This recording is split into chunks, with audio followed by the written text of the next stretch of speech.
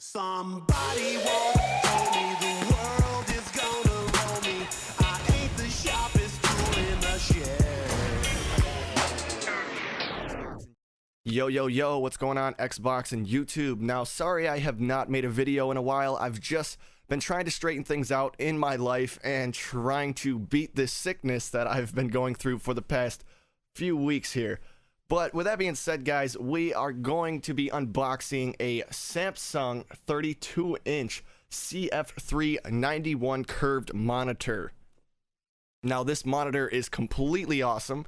If you guys remember back, I actually unboxed a Vizio D-Series 40-inch 4K smart TV, which I ended up bringing back, and I will get into that reasoning why, because I ended up bringing back the 4K TV and getting the Samsung curved monitor for a computer.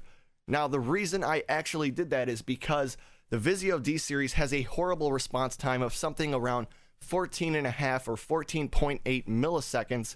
Now, the input lag for that TV is excellent. I was actually really good at games through that TV, but I could not stand the motion blur, the streaking, the ghosting that a lot of TVs seem to be super prone to. But with a PC monitor, monitors are already better than TVs in a lot of ways, and the number one way is in response time. Now, do not get response time confused with input delay or input lag. Response time is the amount of time it takes for a pixel on your screen, TV, or monitor to go from gray to gray, or a color to color, or from black to white. And response times on TVs tend to be quite high, somewhere within the range of around 10 to 28 milliseconds is around the standard for most TVs out there. Now, most PC monitors are already beneath that by quite a bit. The average response time on a monitor is around 10 milliseconds, and it's very easy to find one with a lower response time. Now, with lower response times comes more motion clarity. You don't necessarily have that blurred image when you are playing a Twitch shooter such as CSGO or Call of Duty or Battlefield. Anything where you are basically moving around a lot within the game, you will actually see a awesome upgrade within the motion blur the lower the response time goes.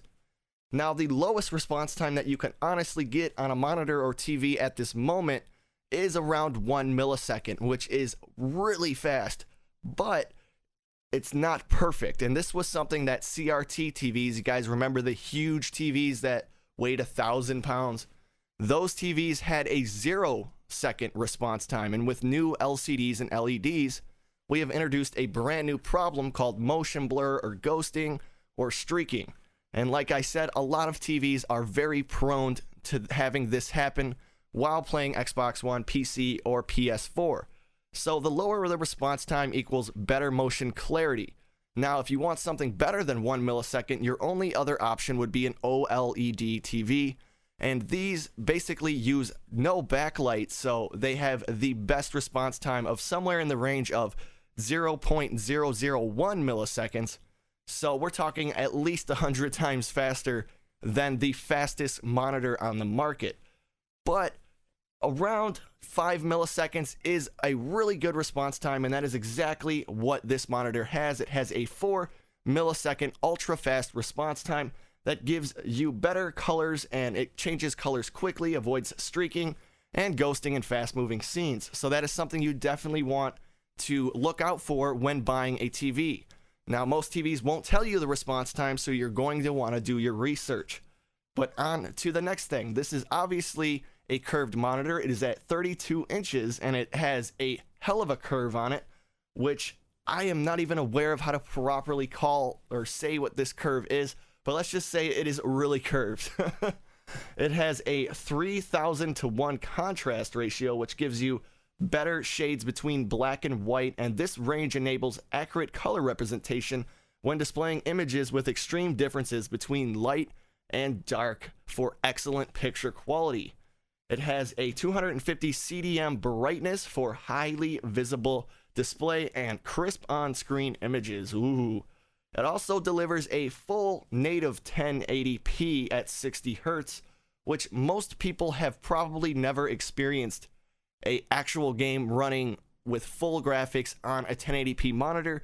I kind of feel that it's ridiculous. We are already going into 4K with games when we haven't even maxed out 1080p, but that is a different story. It has a 178-degree horizontal and vertical viewing angle, so that is a really nice viewing angle for at least for a curved monitor. It has one HDMI port and one display port and one audio out jack. So it is a very, very slim and sleek and clean design. The only thing I was really not a fan of is that this particular model only comes in white. They do not make a 32-inch Samsung curved monitor, at least anymore, that comes in a glossy black, a matte black, or anything along those lines. So needless to say, this monitor does not blend into my setup very well, but with the 4 millisecond response time and it being a 32-inch curved monitor built by Samsung, I kind of saw that as a very, very minor problem. It has tons of freaking awesome features on it, just like every other Samsung monitor would. But now I'm going to get on to the things that realistically really bother me with this monitor. Now, I hate to go back to the very subject I started with, but the response time does not work correctly on this monitor. It actually has a really bad, what I would call, overshoot. So when you are using the fastest response time within the monitor's menu, you actually get a negative ghosting effect, which you guys will see on screen here. Instead of it actually ghosting the image, you get what appears to be a black shadow around everything that moves.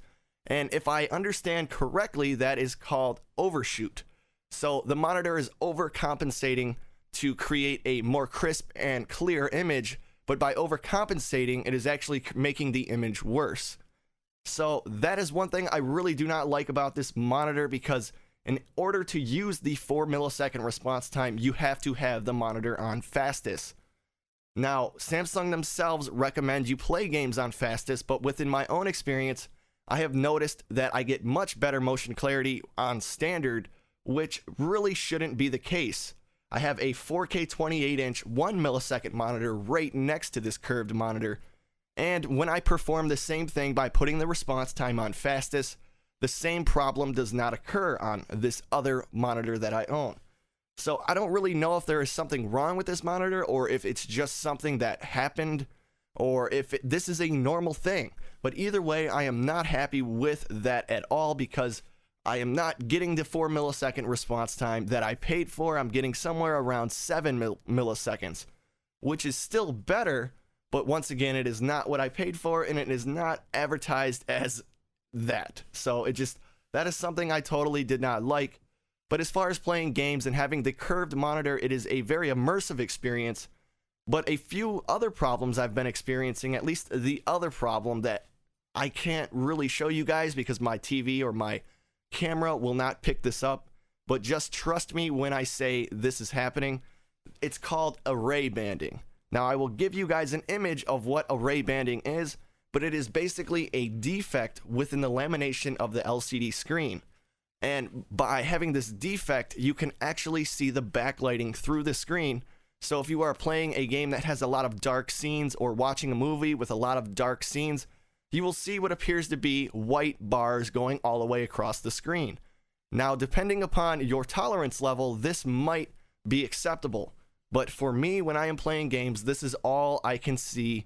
When I am playing a game in a darkly lit area, such as Rainbow Six Siege or anything along those lines, I can clearly see it, and it is just the most annoying thing I have ever had to come across with a TV, and this is probably the first time I have ever seen what we call array banding. And like I said, it is basically a manufacturing defect within the panel itself. And this is something I think a lot of companies need to work on. They need to work on their standards, and they need to make sure things actually work when they ship them out. This monitor also has what's called a stuck pixel, so that one of the pixels on the screen will not change colors. It is basically just staying green the whole time. And trying to get a replacement monitor has been very hard, to say the least.